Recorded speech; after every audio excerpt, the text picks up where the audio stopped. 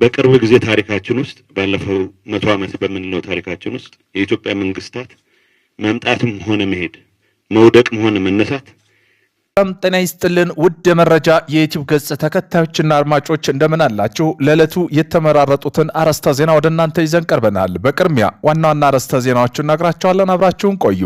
የኤርትራ ህልውና ሁል ጊዜ ኢትዮጵያ ከማዳከም ጋር የተያያዘ ነው አሉ አቶ ጌታቸው ረዳ። የኤርትራ ሀገር ሆኖ የመቀጠል ስትራቴጂካዊ ስሌት ከኢትዮጵያ አጠቃላይ የህልውናና የደህንነት ሁኔታ ጋር የተያያዘ ነው አሉ የጠቅላይ ሚኒስትሩ የምስራቅ አፍሪካ አማካሪ ሚኒስትር አቶ ጌታቸው ረዳ። ኢትዮጵያ ብሔራዊ የመከላከያ ኮሌጅ ዓመታዊ ብሔራዊ ደህንነት ኮንፈረንስ በዛሬው ዕለት ተካሂዷል። በዚህም ጉዳይ በዜና ጥንቅራችን አካተናል። አምባሳደር ጄኔራል ባጫ ደብሌ የአፍሪካ ህብረት የህወሓትን እንዲያወግዘው ጠየቁ። በቅርብ ጊዜያዊ አስተዳደሩን በማፍረስ ወደ ፕሬዝዳንትነት የተመለሱት ዶክተር ገብረጽዮን ገብረ ሚካኤል አሳሳቢ የተባለ አዋጅ በመላው ክልሉ ማወጃቸው ይታወቃል። ይህንን አዋጅ መመልከታቸውን የገለጹት በናይሮቢ ኢትዮጵያ አምባሳደር ጄኔራል ባጫ ደብሌ የክተት አዋጅና የግድያ ምልመላ በሚል ርዕስ ባሰፈሩ ጽሑፍ አዋጅ ዋነኛው ዓላማ ህዝቡን ለጠቅላላ ጦርነት መቀስቀስ እንደሆነ አመላክተዋል። በዚህም ጉዳይ በዜና ጥንቅራችን አካተናል። ትብብር ለኢትዮጵያ አንድነት ጥምረት ውስጥ የውስጥ ክፍፍል መከሰቱ ተገለጸ። ይህ አባ ጨምሮ በርካታ የፖለቲካ ፓርቲዎች ያቀፈው ትብብር ለኢትዮጵያ በጥምረቱ ውስጥ ከፍተኛ የውስጥ ክፍፍልና ፍጥጫ እንደገጠመው ታውቃል። ውጥረቱ የመነጨው በጥምረቱ ስር ያሉ እጩ ወደ ምክር ቤት የመግባትና ለመግባት ጉዳይ ተከትሎ ነው። በዚህም ጉዳይ በዜና ጥንቅራችን አካተናል። ቆይታችሁ የምትሰሙት ይሆናል። የኢትዮጵያ ሕዝብ ተወካይ ምክር ቤት የመረጃ ነጻነት አዋጅ በሙሉ ድምፅ አጸደቀ። ምክር ቤቱ የዲሞክራሲ ጉዳዮች ቋሚ ኮሚቴ ሰብሳቢ አቶ ሆኖት አለነ በቋሚ ኮሚቴ የተዘጋጀ የጥናት ሪፖርት የውሳኔ ሐሳብ ለምክር ቤቱ አቅርበዋል። በዚህም ጉዳይ ይዘቱ ይመለከታል። በዜና ጥንቅራችን አካተናል። አውሮፓ በሙቀት እየተቃጠለች ነው። መላው አውሮፓ ምድር ከ35 ዲግሪ ሴንቲግሬድ በላይ እየተቃጠለ ነው። የብዙዎችን ችግር እያስከተለ ነው። በዜና ጥንቅራችን አካተናል። ሊቢያ የኢትዮጵያና የኤርትራ ሶማሌ ሱዳን ዜጎች ወደ ግዛቷን እንዳይገቡ ከለከለች። ከፊል የሊቢያን ግዛት የሚቆጣጠሩት ከፊል ሀፍታር የሚመሩት አስተዳደራቸው የአራቱ የአፍሪካ ቀንድ ሀገራት ዜጎች እንዳይገቡ የከለከሉበት በሊቢያ የባህር ዳርቻ በኩል ህገወጥ መንገድ ወደ አውሮፓ ለመሻገር የሚጓዙ ስደተኞች ለማስቆም መሆኑ ተገልጿል። በዜና ጥንቅራችን አካተናል። ቆይታችሁ የምትሰሙት ይሆናል። በደቡብ አፍሪካ የሚገኙ ኢትዮጵያ ላይ ጥቃቶች ሊፈጸሙ የሚችሉበት አዝማሚያ ስላለ ኢትዮጵያን ጥንቃቄ የተሞላበት እንቅስቃሴ እንዳደርጉ በደቡብ አፍሪካ የሚገኝ የኢትዮጵያ ኤምባሲ አሳሰበ። በደቡብ አፍሪካ የኢትዮጵያ ኤምባሲ በሀገሪቱ ያለው ወቅታዊ ሁኔታ እየተከታተለና ከመንግስት ጋር አስፈላጊውን ግንኙነት በማድረግ እንደሚገኝ አሳውቋል። በዚህም ጉዳይ በዜና ጥንቅራችን አካተናል። እነዚህን የመሳሰሉ አርዕስተ ዜና ወደ እናንተ ይዘን ቀርበናል። ቤተሰብ ለመሆን ላይክ፣ ሸር፣ ሰብስክራይብ ማድረገውን እንዳይረሱ። ወደ መጀመሪያ የዜና ጥንቅራችን ስናልፍ ህወሓት የጦርነት ዝግጅት ላይ ነው አሉ ጄኔራሉ በህወሓት የጠነሰሰው አዲሱ የሀገር ውስጥና የውጭ ኃይሎች የጦርነት ዝግጅት ይፋ አድርገዋል። የጦር ኃይሎች ጠቅላይ ኤታማዦር ሹም ወታደራዊ አማካሪና የተኩስ አመራር ኃላፊ ጄኔራል አለምሸት ደግፌ ህወሓት ከሀገር ውስጥና ከውጭ ኃይሎች ለጦርነት ዝግጅት እያደረገ መሆኑን ገልጸዋል። ጄኔራሉ በዛሬው ሄደው ዓመታዊ የብሔራዊ ደህንነት ኮንፈረንስ ጋር ባደረጉት ንግግር ህወሓት አሁንም የትግራይ ወጣቶችን ወደ አዲስ ጦርነት ለመማገድ ዝግጅት እያደረገ ነው ብለዋል። ህወሓት በአሁኑ ወቅት በህዝብ ዘንድ የግዳጅ ወታደራዊ ምልመላ እያካሄደ እንደሚገኝና ልክ ከ5 ዓመት በፊት ያደረገው እንደነበር ሁሉ ዳግመኛ እየፎከረ መሆኑን ገልጸዋል። የቀድሞ ጦርነት ጠባሳ ሳይበቃ አሁን የትግራይን ወጣቶች ወደ ጦርነት ለመማገድ እየተዘጋጀ መሆኑን የገለጹት ጄኔራሉ ለዚህም ከሀገር ውስጥና የውጭ ጸረ ሰላም ኃይሎች ጋር ችግር ለመፍጠር በዝግጅት ላይ መሆኑ ገልጸዋል። ከዚህም ጋር ተያይዞ በትግራይ ክልል አክራሪው የግዳጅ ወታደራዊ ምልመላ አዋጅ በአስቸኳይ ተግባራዊ እንዲሆን ታዘዘ። ከሰሜን ጦርነት በፊት ከምርጫ ቦርድ እውቅና ውጭ የተካሄደው ምርጫ ተቋቁሞ የነበረው በቅርቡ ወደ ስራ የተመለሰ የትግራይ ክልል ምክር ቤት ያጸደቀው ግዳጅ ወታደራዊ ምልመላ አዋጁ በአስቸኳይ ተግባራዊ እንዲሆን ትዕዛዝ አስተላልፈዋል። የምክር ቤቱ አፈ ጉባኤ ምህረት ሀጎስ ለክልሉ ፍትህ ቢሮ ሰኔ 17 ቀን በጻፈው ደብዳቤ በአዋጁ በክልሉ ነጋሪት ጋዜጣ ታትሞ እስኪወጣ ድረስ የክልሉ ፍትህ አካላትና ጠቅላይ ፍርድ ቤትና ፖሊስ ኮሚሽን በጊዜያዊነት በህጉ እየሰሩበት እንዲቆዩ አዘዋል። ይህ አዋጅ በዶክተር ገብረጽዮን ገብረ ሚካኤል የሚመራው በቅርቡ የተቋቋመው ማዕከላዊ ጸጥታ እዝ በበላይነት ያስፈጽማል ተብሎ ይጠበቃል። ይህ በእንዲህ እንዳለ ዓለም አቀፍ የሰብአዊ መብት ተሟጋጅ ድርጅት ሂውማን ራይትስ ዎችስ የትግራይ ባለስልጣናትን የግዳጅ ወታደራዊ ምልመላ አዋጅ በዥምባዥ ሲል መኮንኑ በአስቸኳይ እንዳነሱትም ሰሞኑን በይፋ መጠየቁ ይታወቃል። ይሁን እንጂ የክልሉ ምክር ቤት ዓለም አቀፋዊ ግፊቶች ወደ ጎን በመቶን አዋጁን በፍጥነት ወደ መሬት ላይ እንዲወርድ ማዘዙ በክልሉና በአጠቃላይ በሀገሪቱ የሰላም ሂደት ላይ አዲስ ውጥረቶችና ጥያቄ እያስነሳ ይገኛል። የኤርትራ ህልውና ሁልጊዜም ኢትዮጵያን ከማዳከም ጋር የተያያዘ ነው አሉ አቶ ጌታቸው ረዳ። የኤርትራ ሀገር ሆኖ የመቀጠል ስትራቴጂካዊ ስሌት ከኢትዮጵያ አጠቃላይ ህልውናና ደህንነት ሁኔታ የተያያዘ ነው አሉ የጠቅላይ ሚኒስትሩ የምስራቅ አፍሪካ ጉዳይ አማካሪ ሚኒስትር አቶ ጌታቸው ረዳ። ይህን ያሉት የኢትዮጵያ ብሔራዊ የመከላከያ ኮሌጅ ዓመታዊ ብሔራዊ ደህንነት ኮንፈረንስ በዛሬው ዕለት በተካሄደበት ወቅት ነው።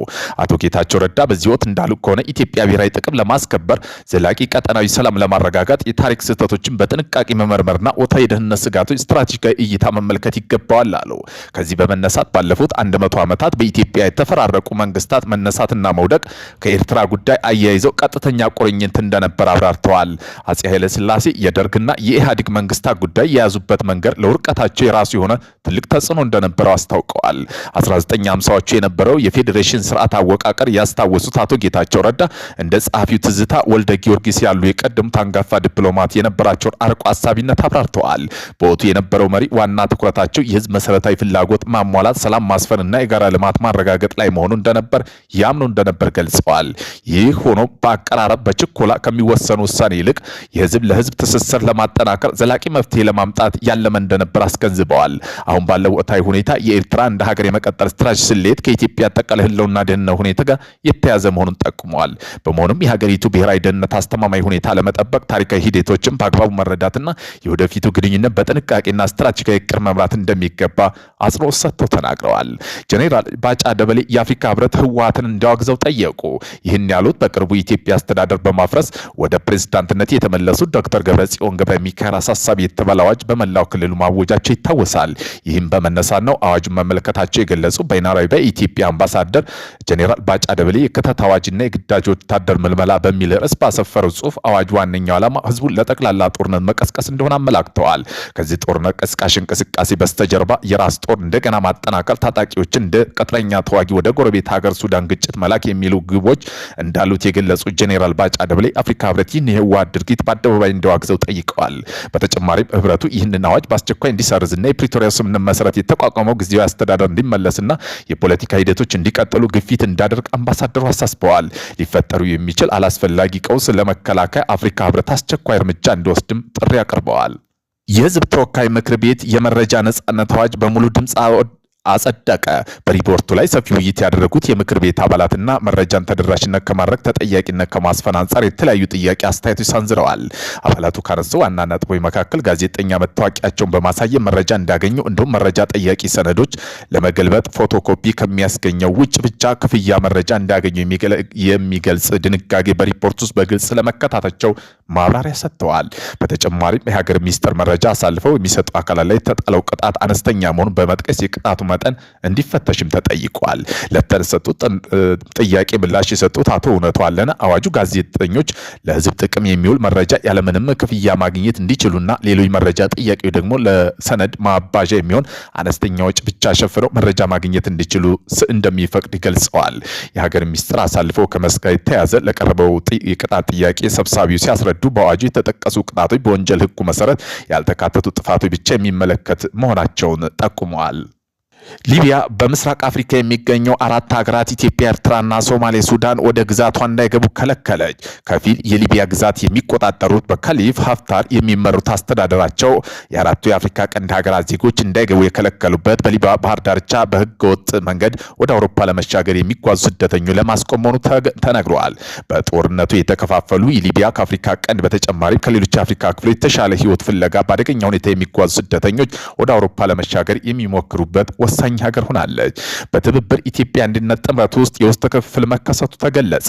የፓርቲው ፕሬዝዳንት አቶ አብርሃም ጌጡ ማንም የማገድ መብት የለንም ሲሉ በጉለሌ አሸናፊ የሆኑት አቶ ሙሉጌታ ከበደ በበኩላቸው የህዝብን አደራ ባለመብላት የምክር ቤቱ እንደሚገቡ በቁርጠኝነት ገልጸዋል።